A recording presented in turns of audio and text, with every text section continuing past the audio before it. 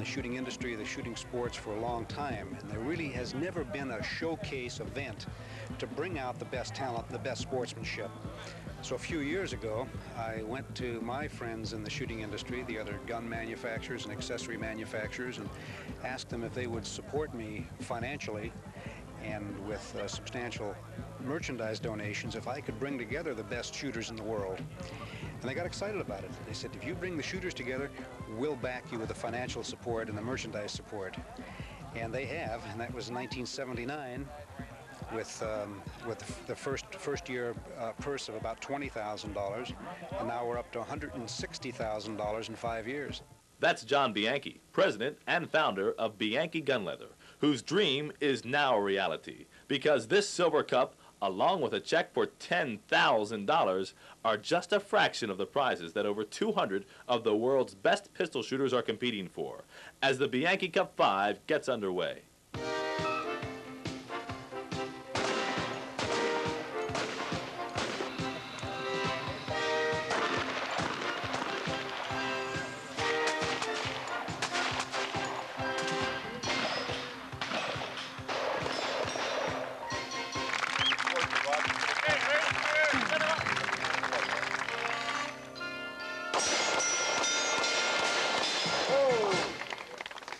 The Bianchi Cup 5, the world's richest, most competitive pistol tournament, is being held at the Chapman Academy in Columbia, Missouri. This is possibly one of the most ideal and best-kept shooting ranges in the country. The competition is comprised of 4 events, spread out over 3 days. The Barricade event, sponsored by Guns & Ammo. The Practical event, sponsored by Aimpoint. The Moving Target event, sponsored by Shooting Times. And the Falling Plate event, sponsored by Heckler Koch. A 5th event, the Colt Speed event, is held on the 4th day and limited to the top 20 finalists in the regular competition. To explain how each event is set up and scored, we'll periodically check with Ray Chapman, a master of the pistol shooting sports himself, former national champion, owner of the Chapman Academy, and designer of the Bianchi Cup 5 range of fire. Ray? In the days when I got started, there was nothing allowed in shooting contests except single-action pistols. The influence at that time was the old Western television programs on television. The contest started getting more complicated, so some people started shooting double-action revolvers. And then after they started shooting double-action revolvers, we could make the firing problems more difficult, more interesting. And when they got to the point where they were so difficult for the double-action revolver to perform, people started shooting a semi-automatic. And now the practical shooting sport is almost dominated by the semi-automatic pistols, with the exception of the Bianchi Cup. It specifically designed a match where physical ability would not be a determining factor in the results, or the type of action would not be a determining factor in the final results, or limiting one type of weapon because of the limitations of the power that that weapon could deliver. So we specifically set out to design a match that all weapons could compete in equally and have an equal chance to do well in. How did these events start? How did they all come about? I designed them with the approval of John Bianchi. Every weapon could compete on an equal basis. There would be no speed loading events that a semi-automatic would obviously have an advantage in. So we designed the matches that don't have any reloading stages in them. Another determining factor was that all the shooting fraternities, bullseye shooting, PPC shooting, and practical pistol shooting, would all have to be able to compete on an equal basis, so we couldn't favor one type of shooting sport over the other. So, therefore, we designed the 4 matches. Match 2. Okay, and match 2 is? It's a barricade shoot. You shoot standing behind a barricade as if you were protected from the opponent, if there might be an opponent down there. Shooting from cover. We make the contestants stand in a square area behind the barricade, so that they have to lean to the side to see around the barricade to see their target. That match was designed to favor the PPC shooter, the practical police course.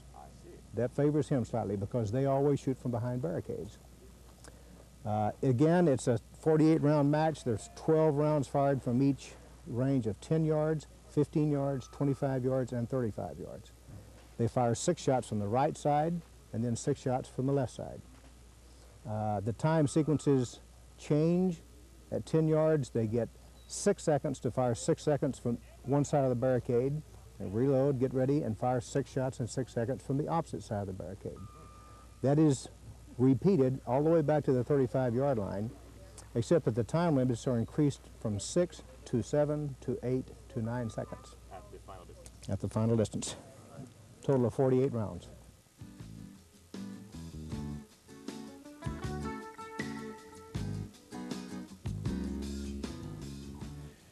We'll begin the Bianchi Cup 5 competition with the barricade event. Here, Mickey Fowler, who won the Bianchi Cup in 1980, 1981, and 1982, shoots with his ISI teammate Mike Dalton.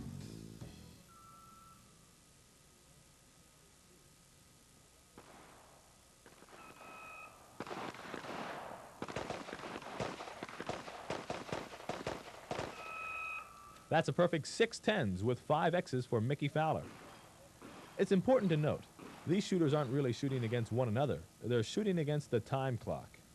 Fowler is from Los Angeles, California, where along with Mike Dalton, they operate ISI, International Shooters Incorporated, a firearm safety, self-defense, and competition training school.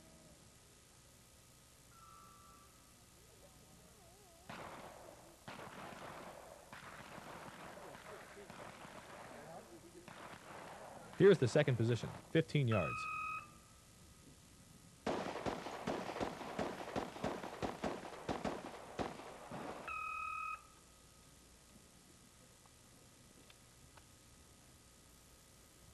That's Fowler's target we're looking at. Again, all 10s.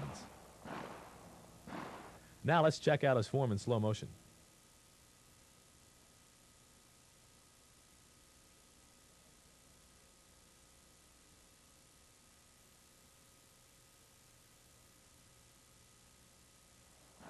Back to the live action.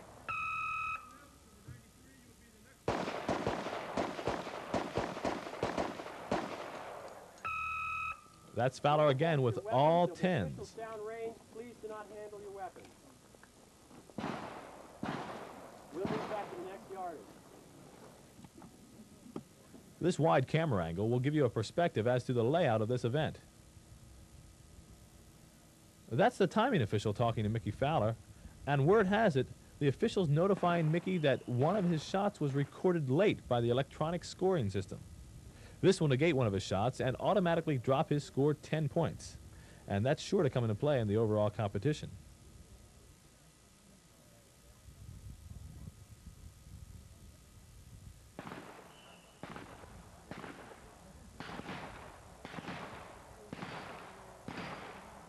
With the new targets up, shooters are now at the 25-yard position. They've got 8 seconds to fire 6 rounds. Stand by. Ready.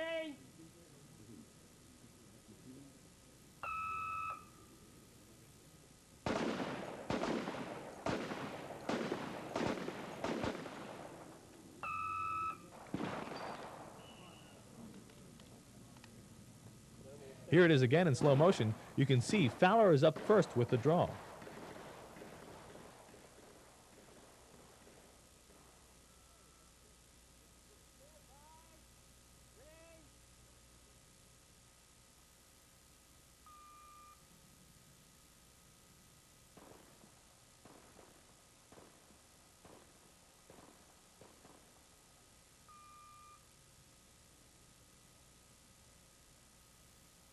And here's a look at Dalton's target from 25 yards. All 10s.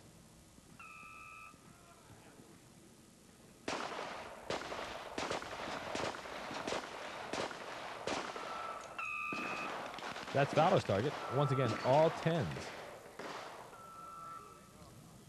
Now, from the 35-yard mark, first side.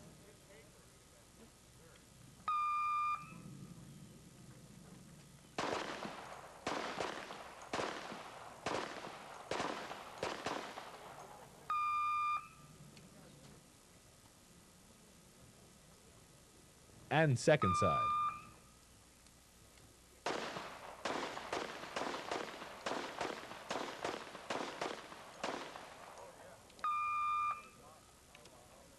Gentlemen, clear your weapons, make them safe. Thank you very much.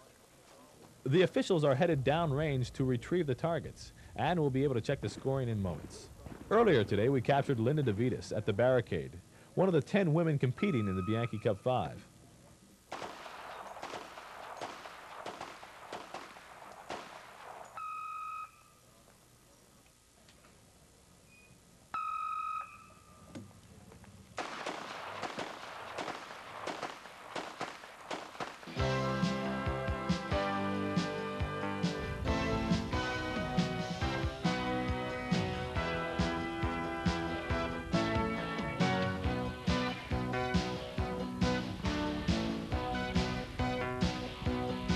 Now back to the scorers table. Mike Dalton finishes with 476, dropping just 4 points from the possible 480. And Mickey Fowler, penalized 10 points for a late shot, scores 466.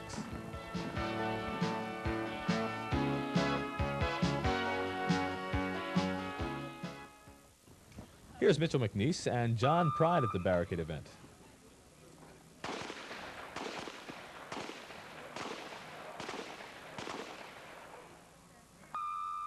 Both these gentlemen are police officers. Pride, from the Los Angeles Police Department, is seen here in slow motion. Notice his head is completely stationary and his arms move ever so slightly.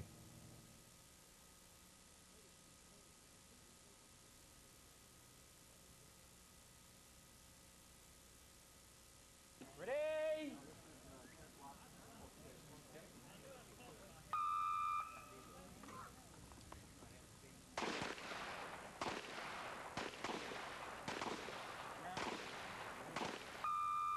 McNeese finishes with a 471 and Pride with 476.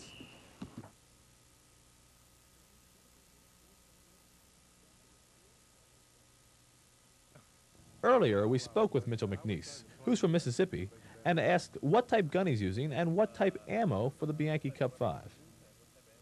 I use a revolver, Smith & Wesson 38 revolver with 158 grain round nose Remington ammunition. Do you load your own? Is that it? No, that's just, I shoot factory at a match. I do some loading for practice, but during the match I usually shoot factory rounds, factory Remington rounds. How long have you been shooting? And how do you prepare for an event like this? I've been shooting the pistol since 1968. As preparing for this event, usually start shooting real hard or competitive type shooting about 2 months before this event. And of course I shoot some all year, but you have to really get with the program about 2 months before the event starts. And I wondered what event he preferred most.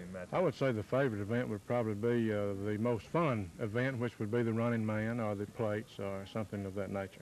The targets seem a little, just a little bit more common, but the plates and the running man is a little unusual. We're back to the barricade event with Ross Seyfried and Buck Toddy.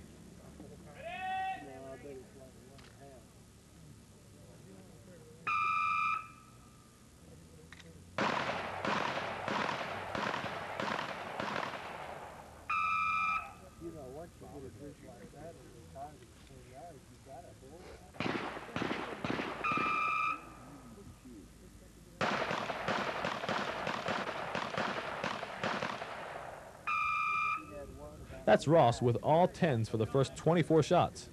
Here's a look at all the targets.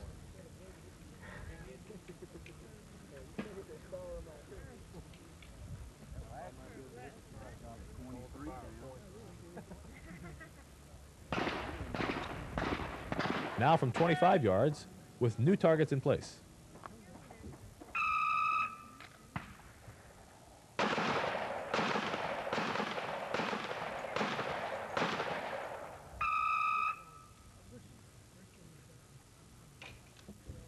And here's Ross Seyfried in slow motion. Ross is the 1983 world champion of the International Practical Shooting Confederation.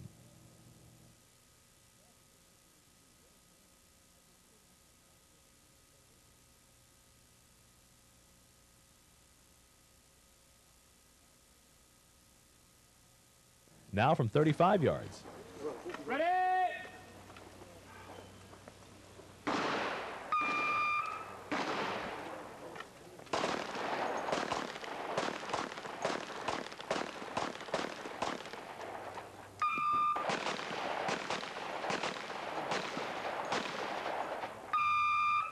That's Seyfried and Toddy.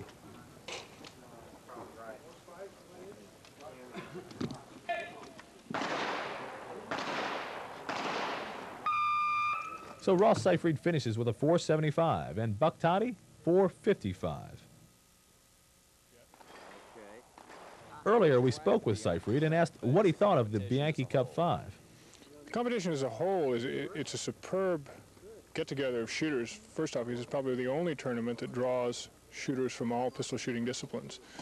The bullseye shooters, the NRA shooters, international practical shooters like myself. It's a great get-together, and of course the competition level is extremely high because you do have the best pistol shots there are here. Okay, what do you do for a career? And what type of gun is he using for this competition? This is a rather standard government model Colt 45 automatic that I've had modified for international practical competition. From there I've put a Burris scope sight on it, particularly for this match, to increase the precision a little bit, or my ability to shoot it precisely. Lastly, why does he like to shoot Well, pistols? it's certainly a sport. It's much like I don't play golf, but I do shoot pistols. I think it's a good correlation. And it's also a way of everyone should have in their life something that they see how well they can do it. And for me, it's pistol shooting. And the results of the Guns and Ammo Barricade event. First place is Bill Gamble with a perfect 480 and 44 X's. Second, Brian Enos with 478. Third, Bill Wilson. Bill Rogers and John Shaw finish out the top 5 with 478. Sixth is John Pride with 476 and 41 X's. Seventh, Rob Letham. Eighth, Mike Dalton. Ninth, Eddie Brown. And 10th, Tom Campbell, 476 and 32 X's. It's now time to go back to Ray Chapman to find out exactly how these targets are scored and the specific requirements for the Bianchi Cup targets. The other three matches, the practical event, the barricade event, and the moving target event, are all scored on the Bianchi target. This target, by the way, has been adapted by the National Rifle Association as their official target for their practical shooting program. It's 30 inches tall from the bottom to the very top of the radius. It's 18 inches wide from shoulder to shoulder. In the very center, halfway between the bottom and the top, there's a ring. The 4-inch ring that you can see in this faint perforated line, that's an X. That only breaks ties. It also scores as a 10. Anything that touches this 8-inch radius line or gets inside of it, if it just barely touches it or gets inside it, it counts a 10. If it gets inside this, it also counts an X. If it doesn't get in there but it touches this line and gets inside this line, it counts as an 8. Anything else on the whole target is scored a 5. So it's obvious the further you get away from the center of the X, the less score you're going to get.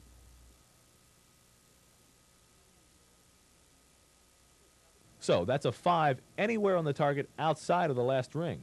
I wondered how to total the points and X's for each event. Well, let me show you a target that's been fired upon. This was fired in the moving target event. From looking at this target, it's obvious that he doesn't have anything touching or inside the little small 4-inch circle. So he gets 0 X's, no X's. Now the next scoring line out would be this line here. Anything that touches that or gets inside that will be a 10. So he has 1, 2, 3, 4, 5 10s. This one didn't touch, but this one barely touched the line. So he gets a higher score for that. So he has 5 10s. The next scoring line, anything that touches this or gets inside will be an 8. So he has 1, 2, 3, 4, 5, 6 8s. Anything outside that 8 ring gets a 5 value. He has 1 5. So we write this down on a score sheet. We have a total of 1 5, 6 8s, that's 48 points. 5 10s, that's 50 points. So he has a total of 98 plus 5, 103, and no X's. That's the way we score the target. And every target is scored like this, and then we total up the amount of score on every target. Okay, Ray, we're moving right along, and I'd like to talk about the next event we're going to cover, which I understand is very exciting. Tell us about it. The next event is the one we're sitting in front of, the moving target event. It's designed to favor slightly the practical pistol shooter, because the practical pistol shooter is used to shooting at moving targets and firing while he's moving sometimes. Although you have to be an excellent shot to shoot it well, it slightly favors the practical shooter. It involves a target appearing from behind a barricade on one side, moving across an open space, and disappearing behind a barricade on the other side.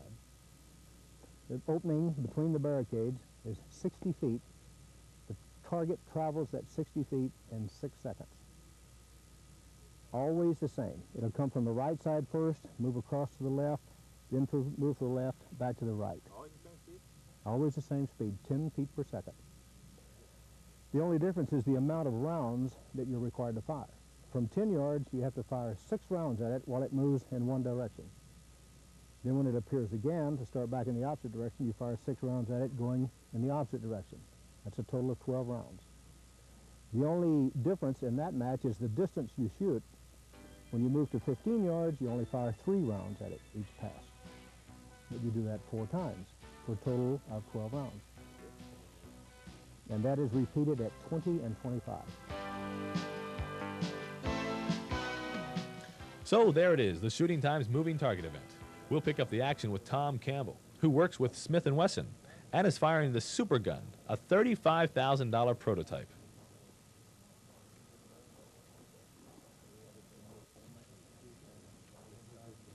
Tom will describe his style and technique. The mover requires a lot of follow-through, a lot of concentration. It really isn't all that difficult a stage if you just remember to keep everything in perspective. The 10-yard line and the mover catches a lot of people. You just have to remember to do the basics, to pick up the dot, pick up the lead. You're picking up the red dot with the aim point and follow the lead. And when you break the shot, to not stop the gun.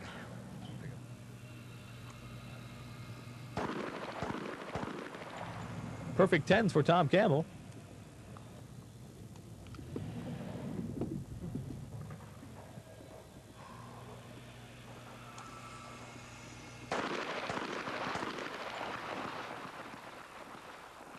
And I believe that the draw here, while not critical, like in an IPSC match or the World Speed Shooting Championships, the draw is still very important. You don't want to waste time with a slow draw. You want to use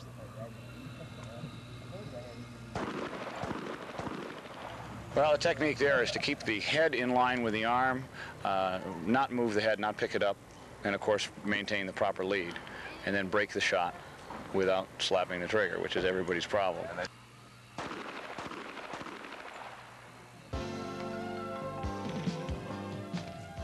Tom Campbell finishes the moving target event with 472. Next up is Ross Seyfried.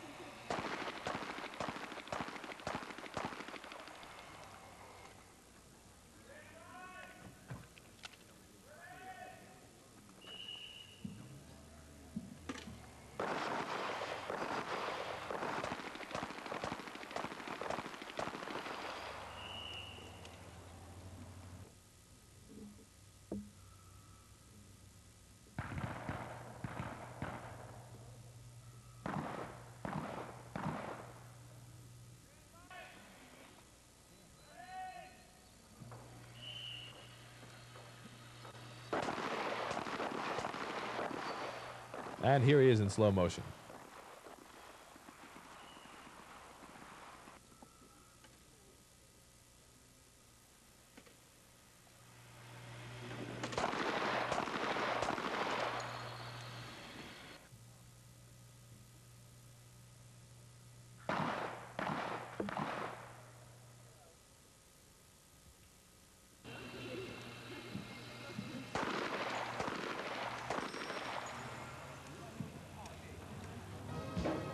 Ross Seyfried finishes with 475.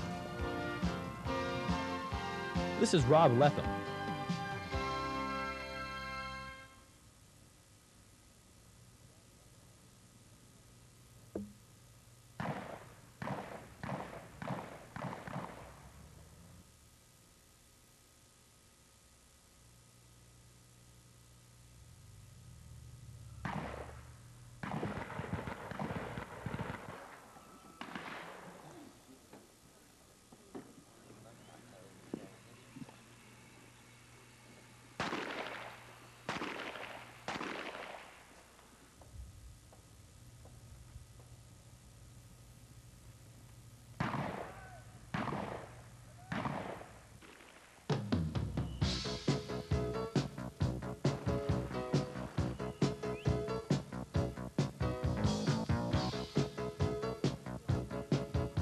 Lethem finishes with 474.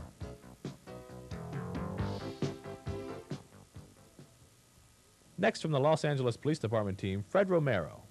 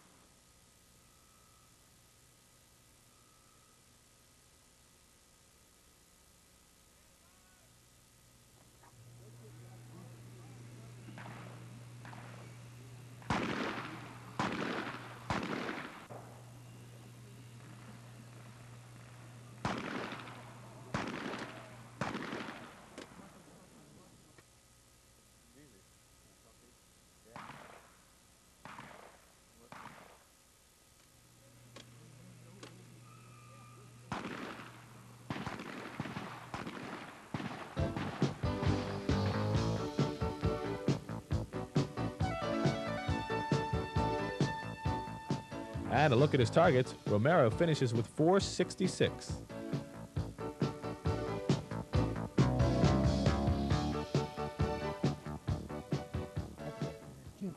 Now here's John Pride, also of the LAPD.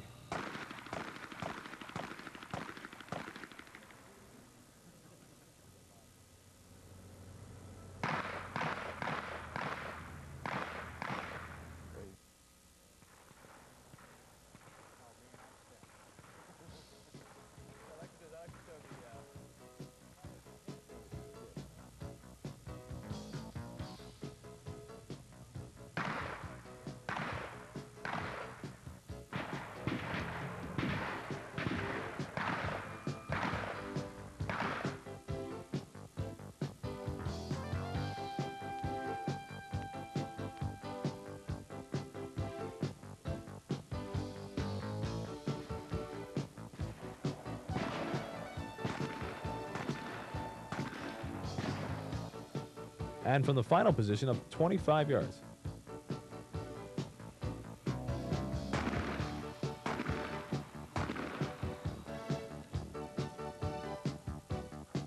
Here he's seen in slow motion.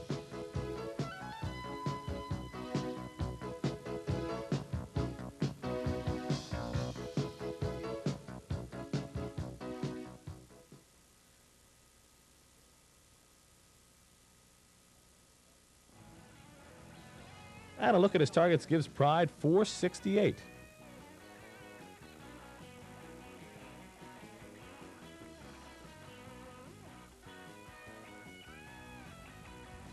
Now back over at the barricade event, here's Sally Sale along with Michael Plaxco.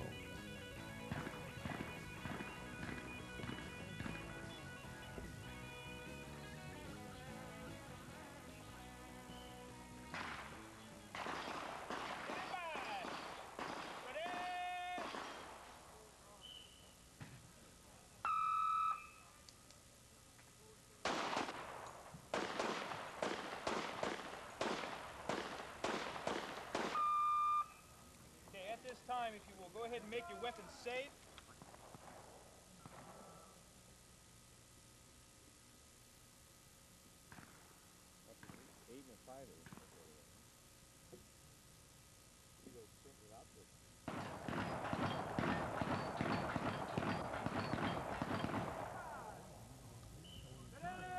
Sally Sale finishes with 345 and 3 X's, and Michael Plaxco 462 and 20 X's.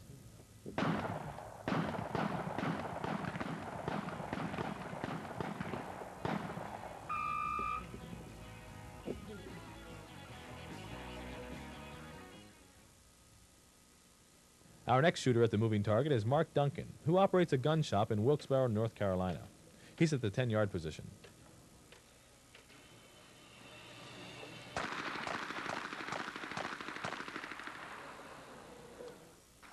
That's a good run. Let's take another look at it. All X's.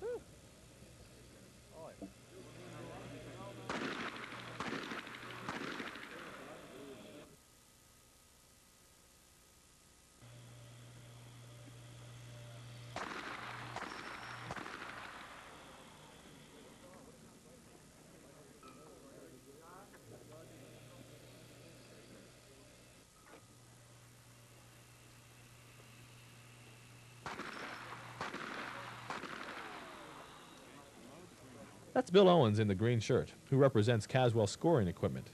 We'll talk with him later about the sophisticated scoring mechanisms used in the Bianchi Cup 5. Here's Mark Duncan's targets. He finishes the moving target event with a score of 478, dropping just 2 points.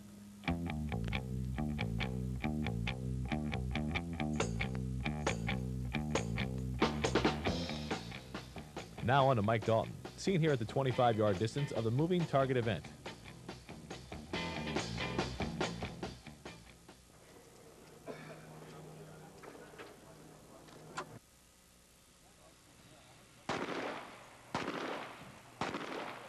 By now you've probably noticed the scopes attached to many of the shooter's pistols. A majority of the scopes are made by Aimpoint, and later we'll take a closer look at these scopes and talk to some of the shooters about them.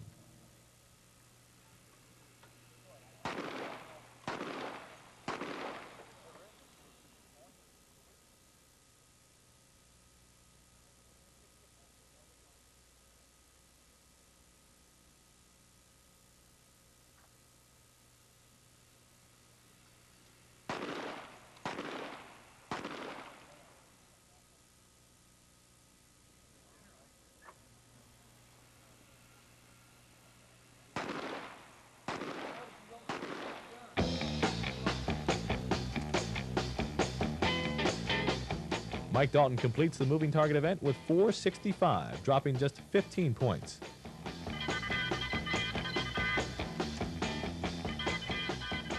Here's Mickey Fowler at the 10-yard position, where he'll be firing 6 rounds.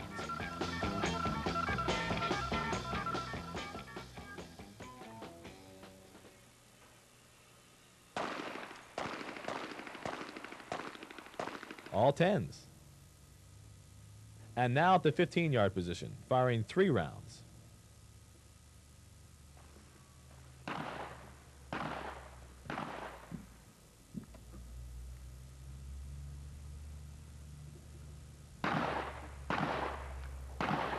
Earlier, I spoke with Fowler and asked about his mental preparation for the match. Well, once you learn the physical aspects of dexterity of shooting, the rest of it's a mental game. And I spent a lot of time practicing mental imaging, running through every step of the match in my mind before I actually shoot it. I visualize it right down to the last detail of the texture of the target, to the bullet striking the target, to everything. And that, once you learn the basics of marksmanship, once you learn the mechanics of shooting, the rest of it is totally a mind game. And where does he see practical pistol shooting in the future? It's growing. 5 years ago, you couldn't win 10 cents shooting a pistol, literally. And now, like, you can win thousands and thousands of dollars, and it's on a real up curve. There's the Bianchi Cup. There's another match on the circuit called the World Speed Shooting Championship, which has over $100,000 in prizes. There's a second chance bowling pin match in Michigan, and there's the IPSC combat matches, there's a world championship this year. Where do you see it all? I see it going nowhere but up, as long as our right to keep and bear arms are not taken away from us. And I believe that pistol shooting as a legitimate sport is going to draw more people into it, and it's going to help us keep our guns.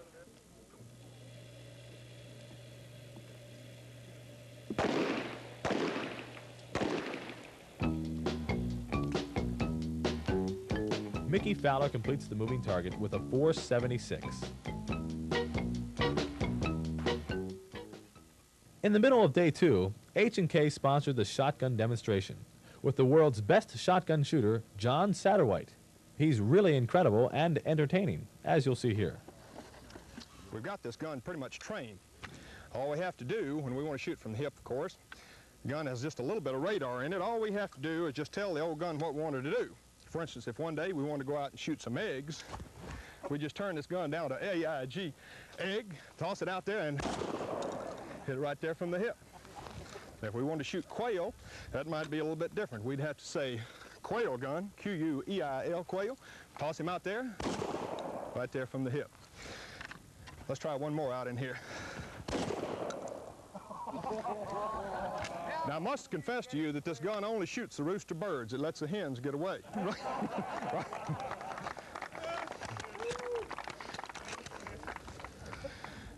You know, there have been tremendous amount of advances in shooting. Probably this particular event, I have seen more technical advances in shooting than any sport or any event I've ever been to. I've seen scopes on pistols. We've seen, gosh, pistols that are very, very exotic. All accessories designed to enhance your shooting. Well, there have also been advances in other fields, not the least of which have been in eyewear or accessories. There are, for instance, people who would like to wear or use glasses that are clear, like the ones I'm wearing here. Now, these, among shotgun shooters, are designed for the people who like to see their target breaks au naturel. Let's see what it looks like looking through a pair of clear target glasses here, shooting clay targets right up front here. You see that clay target burst right up there, all black, just like you'd like to. There are people, however, that find that on cloudy days, you might want a pair of yellow glasses. Yellow glasses are designed to enhance the background. You can see the target break up in the air under cloudy conditions, of course, and it contrasts the target to the background. Let's see what a man's target looked like, his break, wearing a pair of yellow glasses here. We also have red glasses. You might have seen these at some of the events. These were particularly brought up by shotgun shooters who like to shoot orange targets. The red against the orange makes the target appear to have a battery in it. It actually glows. Let's see what we look at when we're shooting a pair of these red glasses here. But for all of our glass advances and of all of the things we'll always have with us in shooting, as you people all know, we'll always have with us the new shooter. The man that likes to see whatever is bigger is bound to be better. And this is what his breaks look like.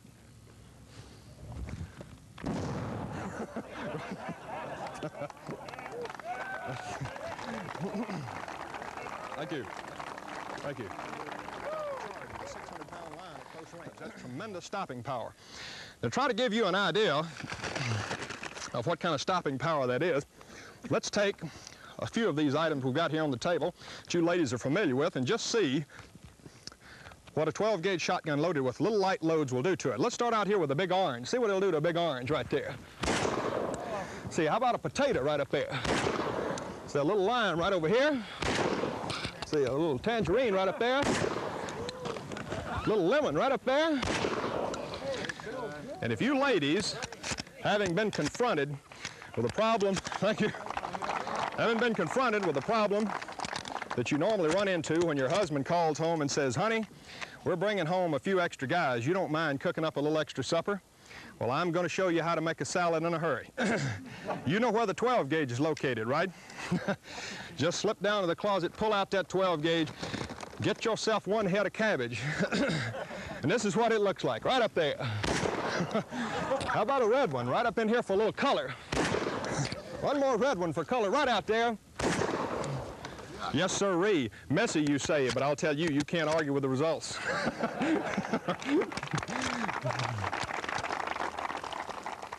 The idea here is to toss these clay targets up in the air, see how many of them we can get before they hit the ground. Starting out here with 2 clay targets. Put 2 of them up in the air, see if we can break them before they hit the ground. If we can get 2, we're looking for 3. See if we can pick up 3 of them, and here they are. We can do 3 up in the air, certainly we can do 4. A man could do 3, certainly should be able to do 4. We'll gas him up here. Pick up 4 clay targets, put 4 of them up there, and here they go. You can do 4. Thank you. Certainly should be able to do 5. Gas him up here with 5 shells here.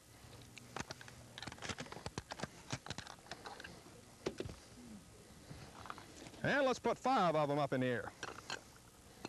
And here goes 5. Thank you.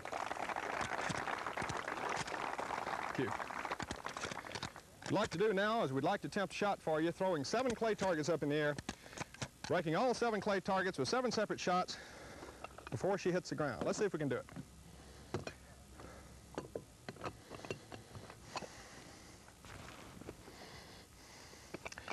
One, two, three, 4, 5, 6, 7. All right, here we go.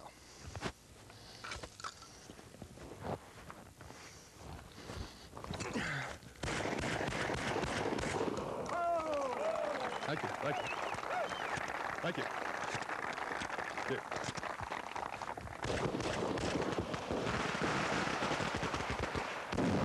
Come to see us at the H&K party tonight. Thank you. And that's John Satterwhite, courtesy of H&K.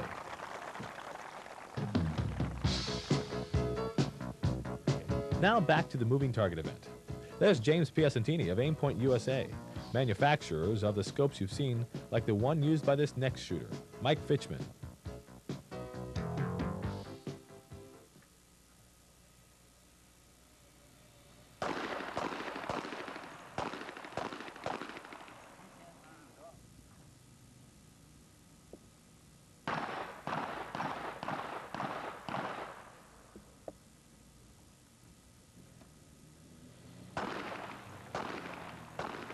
We'll find out more about the Aimpoint shortly.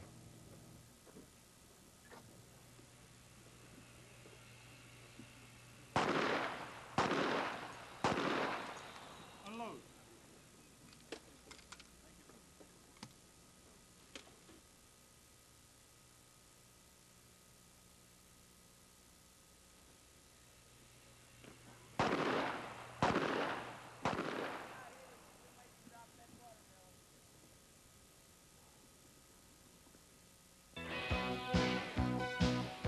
Next up is Brian Enos, who finished second in the Bianchi Cup last year.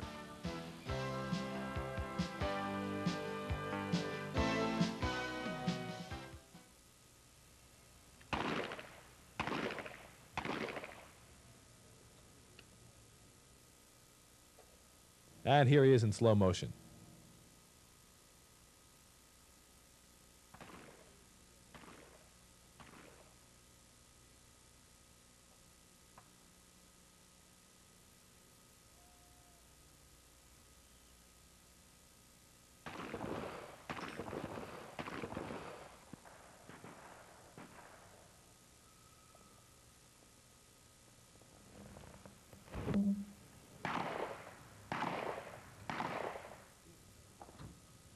Enos uses the Aimpoint scope, and I asked what advantage it allows him. Well, when you're shooting a match, 2 things you have to concentrate on: a trigger pull and sight alignment. With this scope, you don't have to concentrate on sight alignment anymore. You can just concentrate on trigger control, and so it's usually better. So you can just, increase your efficiency with it a little bit. Looked into using it on handguns and matches until maybe, in this type of shooting anyways, until a couple years ago. They've been using scopes like this in bullseye matches and different types of matches for quite a while. So it's really not a new invention in pistol shooting at all. It's just new at this match. And I wondered what type of pistol he's using in this year's Cup. It's a Smith & Wesson Model 10, 38 Special. And what's that piece of leather at the top of the barrel? Well, that piece of leather just keeps my fingers in the right place when I shoot the left-hand side of the barricade. I have a kind of an unusual style of holding the gun, and that keeps my fingers in the right place, keeps them away from the muzzle. Yeah, I see that you don't really have a hammer. Well, the hammer's there. It's just the spur has been cut off. It makes the hammer a little lighter and it falls a little faster that way.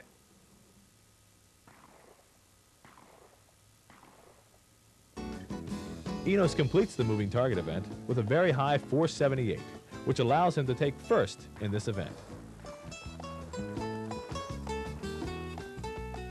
Second is Mark Duncan with 478 and 29 X's. Third, Mickey Fowler, 476. Rob Letham and Jerry Usher finish out the top 5.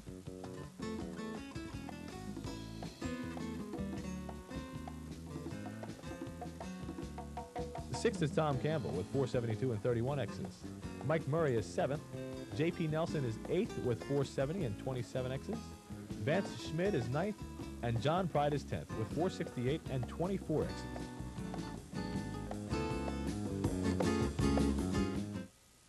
I spoke with Linda DeVitas, who's from Texas, and I asked how she got involved in the pistol shooting sports. Oh, I enjoy practical shooting. I started out shooting revolvers at just targets, you know, at 25 yards, and I kind of got bored after a while, and I wanted something a little more challenging. Somebody introduced me to this, and I've been hooked on it ever since, about 10 months now, I guess. But, and what type gun does he use for this competition? Now I'm not shooting a revolver in this match. I'm shooting a Wilson AccuComp. It's a 6-inch gun. It's a standard Colt government model that's, you know, modified, and the 6-inch barrel helps give a longer sight radius. Has shooting done anything for her as an individual? Well, I wasn't really super afraid of guns, but when I really became familiar with them and did start shooting, I really became comfortable. You know, like there's hunting season and all these seasons, and I'm not afraid of a gun anymore because I know how to take care of it, and I know how to check it for, you know, whether it's loaded or not. And just as far as self-satisfaction, I feel a lot better about it. And any last words to those viewing this No, tape? not really. Anything I would like to see more women in the sport, though.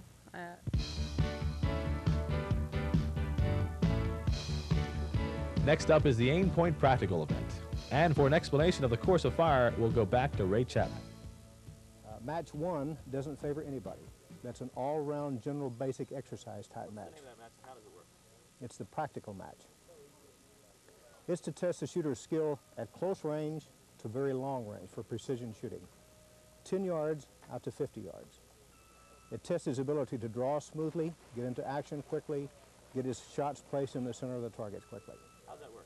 Is there a time limit, or what's the story? The 10-yard stages, you draw and fire one shot at each of 2 targets, 3 feet apart, edge to edge, in 3 seconds.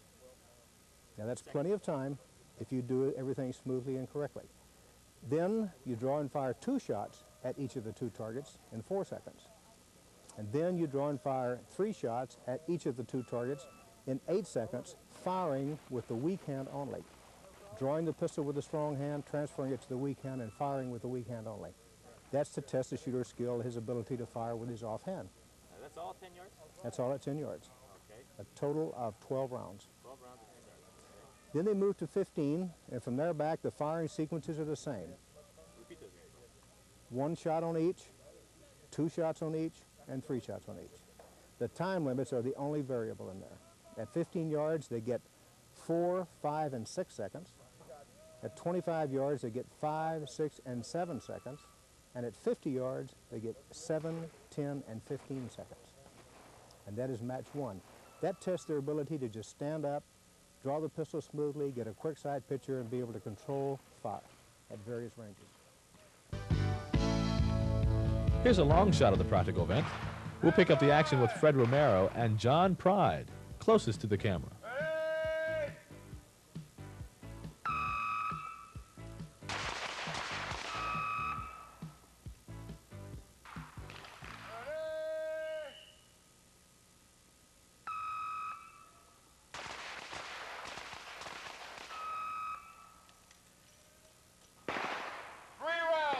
Of 2 targets, fired from the weak hand only, 8 seconds.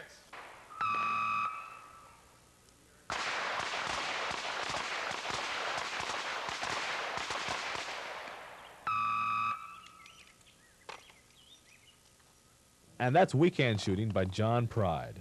Pride shoots a revolver, as do about 50% of the Bianchi Cup 5 competitors, with the other 50% shooting automatics. We spoke with him about his choice. Okay, the revolver, as far as speed and such, can equal the speed of an automatic now. I shoot an auto in competition. I enjoy shooting my auto just as much, but the revolver has been a duty weapon. I've been caught for 13 years. When I worked the field, I carried a revolver, and I've been competing for many, many years. When you come into an event like this, you can't just fall off the ammo truck, pick up a gun, and hope to do well. Last year, I had an auto built, trained for the whole year, got ready, and came back and jammed up on the mover. It was an ammunition error. It was my fault. But the revolver, I feel very comfortable with. I don't have to worry about jams. John Pride finishes very well with 478, and his teammate Fred Romero scores 466.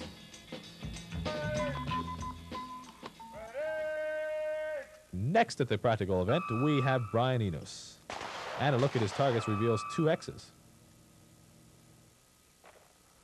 3 rounds on each of 2 targets. Fired from the weak hand only. 8 seconds. Stand by. Here's the weekend shooting.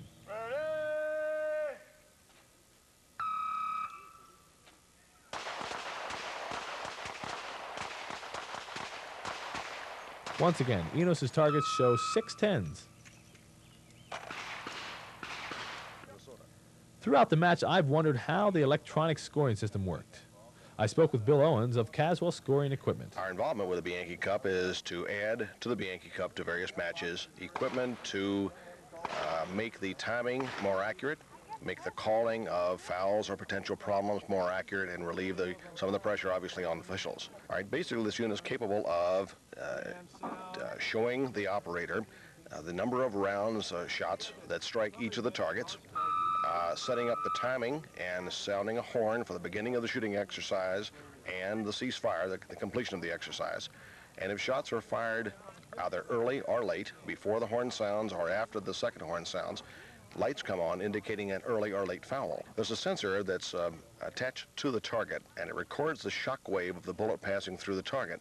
Much like dropping a pebble in a pond, we have a series of rings that are formed in ripples. The same thing happens in the cardboard. As the bullet passes through the cardboard, the ripples, the rings of the ripples continue out from that point until they reach the sensor that is picked up as a shock wave. The sensor sends that signal back here and is recorded by one of a series of digital readouts here indicating the number of rounds that have actually struck the target. And I asked what the plans are for future matches and electronic scoring. Well, our involvement with Bianchi is over the next 3 years to expand this to the other 2 matches and to elaborate on the equipment. This equipment will be modified and for next year's event at this particular match to simplify the controls for the user, to streamline the operation altogether, make it as simple for the operator as possible. Back to Brian Enos, who completes the practical event with 467.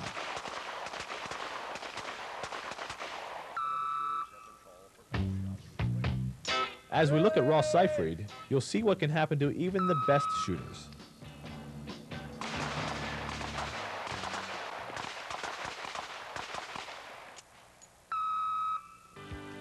A jam will cost you 10 points per shot missed. A minus 20 for Ross gives him 440 in this event. Not really up to his par. And the results of the Aim Point Practical event shows John Pride first with 478 and 31 X's, Rob Letham second with 476 and 28 X's, Bill Wilson third, Louis Nardi fourth, Roger Burgess fifth, and 6th place Tom Campbell with 469, 7th place Mark Duncan, 8th Herman Umberger, 9th Brian Enos with 467, and 10th James Swain.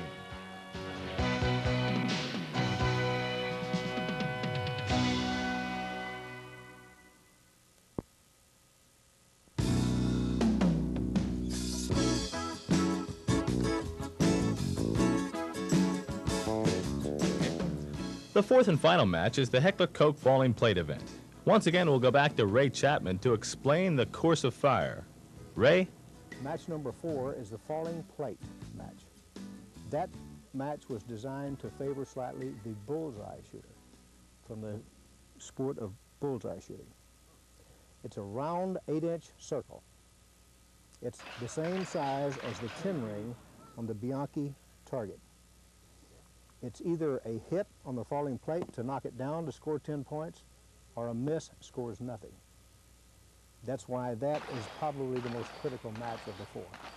The match is designed so that you have a bank of targets, 6 8-inch round white metal targets, spaced 1 foot apart, edge to edge. There are 6 of them on there, so obviously you have a 10-foot length with 1 foot apart, edge to edge. The person stands at 10-yard line, 15-yard line, 20-yard line, and 25-yard line. At those various ranges, he shoots 1 shot at each plate. The only difference is the amount of time he gets at the various ranges. At the 10-yard line, he gets 6 seconds. At the 15-yard line, he gets 7 seconds. At the 20-yard line, he gets 8 seconds. At the 25-yard line, he gets 9 seconds. And of course, he does that twice at each line. Our first shooter is Edith Alameda, who comes all the way from South Africa to compete. Edith is the current IPSC Women's World Champion, as well as the South African Women's Champ. She's shooting here with Tom Campbell.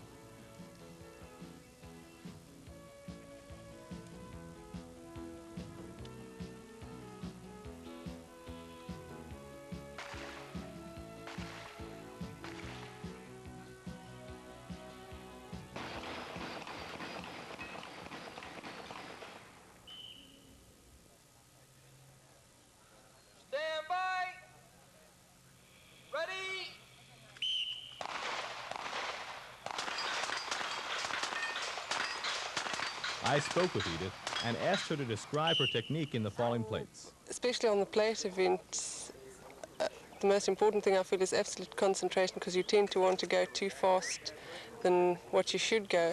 If you take each plate as a separate entity, each has its own little thing. You've got to watch that sight, squeeze the trigger on each one. You can't look to the next one before you finished with the first one, and just take one by one so that they just fall down one after the other. And what type of gun and what type of holster does she use?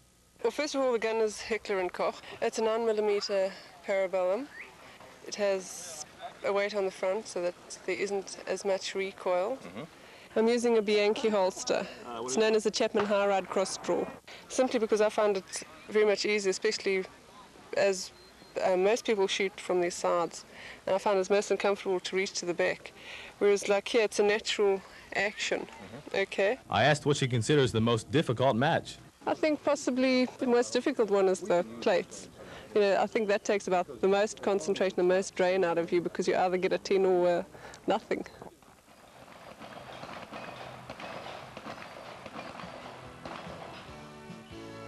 And there's one she missed. Edith Alameda finishes with 450 points, and Tom Campbell a perfect score of 480 points in the falling plate event. Our next shooter in the falling plate event is John Pride from the LA police team.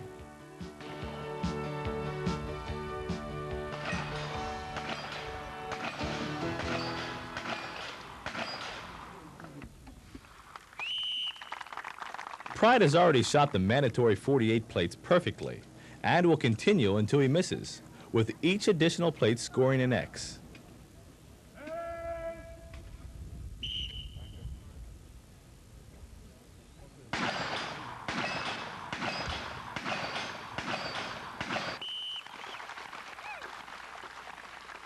That run brings Pride up to 114 plates in a row.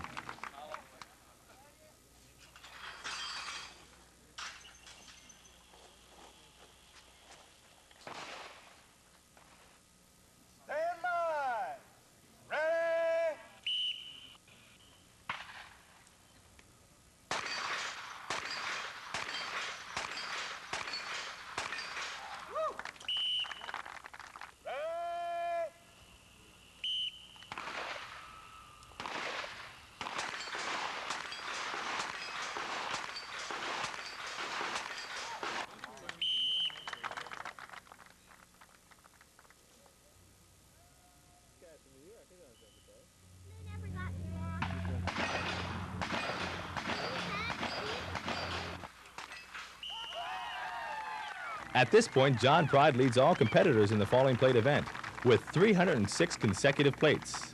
And this enables him to lead in the overall competition with 1,902 combined points.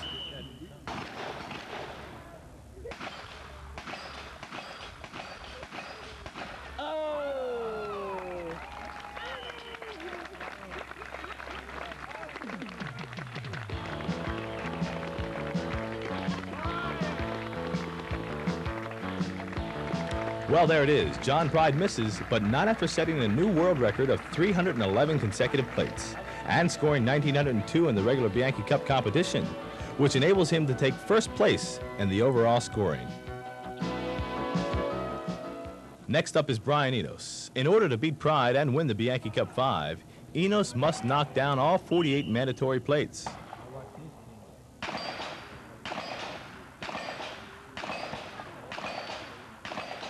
Enos does that easily and goes on to knock down 505 plates in a row.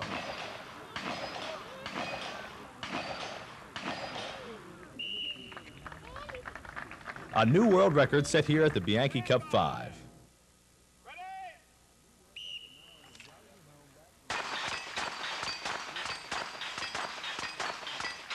Enos shot for over 2 hours until he intentionally let one round go undisturbed into the dirt.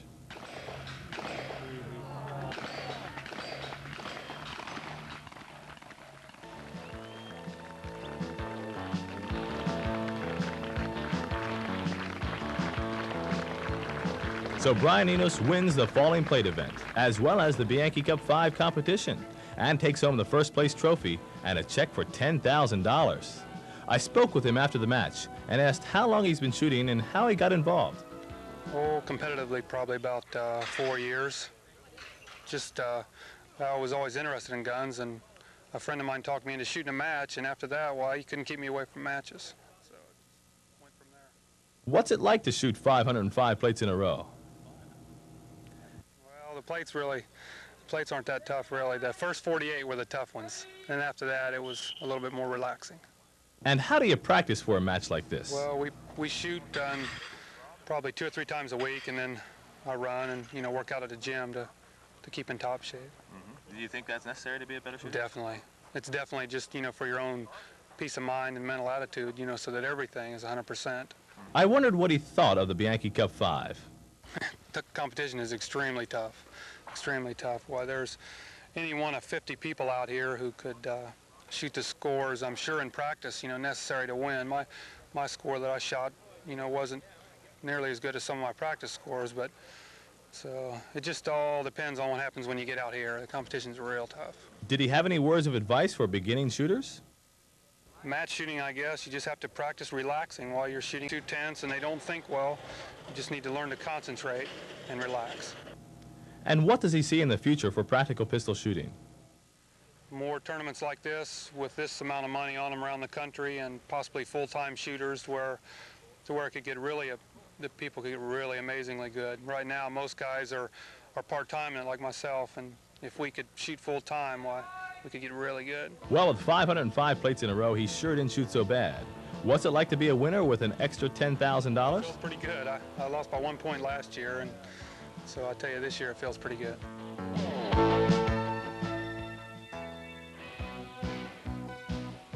The Colt Speed event features the top 20 shooters of the regular Bianchi Cup competition, with the winner taking home an additional $5,000. This year's match is as exciting as ever. Here, Mike Dalton and Jerry Usher are featured in the finals. Ready.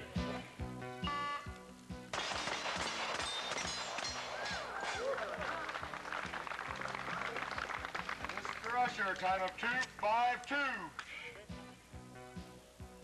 Stand by. Ready.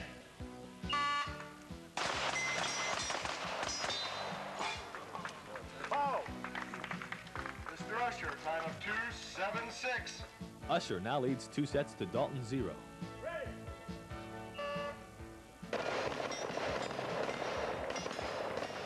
A missed target foul on Jerry Usher makes the score 2-1.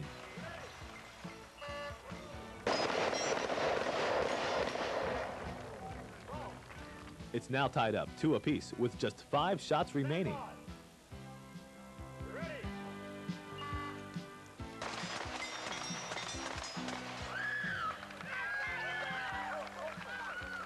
And there you have it. Mike Dalton wins the Colt Speed event and will take home that extra $5,000 in cash.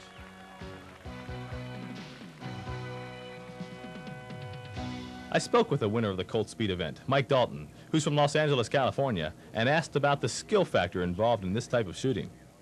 It's a lot harder than it looks. It looks, as we were discussing a little, it looks easy, but it's very difficult, and there's a lot to it. A guy doesn't make, on this little thing we were just doing here, you don't make a draw like that and get your first shot on it off in about 80/100ths of a second without a lot of work. You know, it just doesn't happen. And I wondered what type of pistol he uses. Well, this is a Clark, what they call a Clark pen gun. It was nicknamed a pen gun because up in Michigan, they shoot a match called the second chance bowling pin match, and they actually shoot at bowling pins. And this particular pistol has a muzzle weight on the end. It also is weighted down inside, has a very fast cyclic rate, where the side cycles very fast, but isn't heavy, which is something you don't want. Yet it keeps the muzzle rise down, and you can shoot the gun, even with heavy loads, real fast and accurately. Finally, his thoughts on the Bianchi Cup 5. Well, it's a premier pistol tournament in the world, and it's quite an honor to be there, and I feel very fortunate that things went well enough for me to get this far, and we'll keep after it. But it's a tremendous tournament. John Bianchi has he's paved the way for the whole shooting industry to change the image of handguns, which is very important. If we don't effectively change the image of the handgun in time, people will vote our guns away from us, and we can't allow that to happen. And what is it, the right to own guns? The right to keep and bear arms, of course, as far as I'm concerned, is obviously guaranteed by the Constitution. There are others who believe otherwise, but we have to make sure that their point of view doesn't win out. And this is the most important way we can do it, because this type of shooting can be shown to the public, and anyone who's objective at all can see that we're nice people. This happens to be our sport, this is what we do, and what's wrong with it? The awards banquet, sponsored by Tasco, is open to all Bianchi Cup 5 competitors and their guests. Along with dinner and entertainment, all awards are presented, including the first place Bianchi Cup trophy to this year's overall winner, Brian Enos!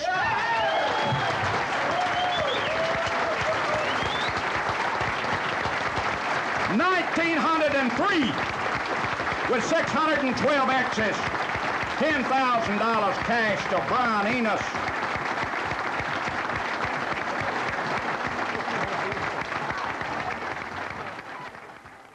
For closing words from the Bianchi Cup 5, here's match director Richard Nichols. I have to say we're very, very happy with the results so far. We've had some fantastic shooting here. These guys and gals are all really showing some fantastic sportsmanship, a lot of class and a lot of skill shooting their pistols. Been very happy with the way it's been run and the location and the weather and everything else. Yeah, we have been lucky. What are your plans for the future? How's it look for the Bianchi Cup next year? Well, Lenny, we're really excited about next year. This year we have the richest handgun tournament in the world with a $160,000 purse, which is a combination of cash and merchandise. We're wholly supported by the firearms industry. Next year we have a goal of a $250,000 purse. We're hoping to make that a majority of that purse being cash, and we're looking for even more support from the firearms industry. They've really gotten behind us with this. They recognize the value of all these real sportsmen and supporting this program. Practical shooting. The Bianchi Cup wishes to take this time to thank all of those involved in helping make the Bianchi Cup 5 a success, including Heckler Koch, Colt Firearms, Tasco Optics, Aim Point Scopes, Canon Safes, Caswell Scoring and Target Equipment, and of course, Bianchi International. We look forward to bigger and better Bianchi Cup competitions in the years to come.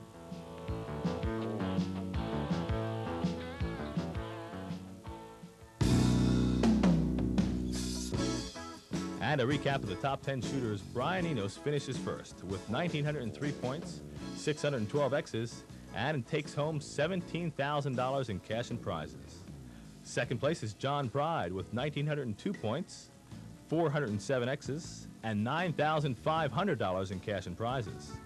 Third place is Tom Campbell with 1,897 points, 141 X's, and $6,000 in cash and prizes. Fourth place is Bill Gamble, 1,890 points, 158 X's, and $4,500 in cash and prizes. Fifth place is Mark Duncan, 1,890 points, 123 X's, and $2,500 in cash and prizes. Sixth place is Rob Letham, 1,886 points, 142 X's, and $2,000 in cash and prizes. Seventh place is Jerry Usher with 1,882 points, 131 X's, and $1,000 in cash and prizes. Eighth place is Mickey Fowler with 1,878 points, 136 X's, and $1,300 in cash and prizes. Ninth place is Mitchell McNeese, 1,876 points. 217 X's and $600 in cash and prizes. And 10th is Fred Romero with 1,876 points, 109 X's, and $600 in cash and prizes.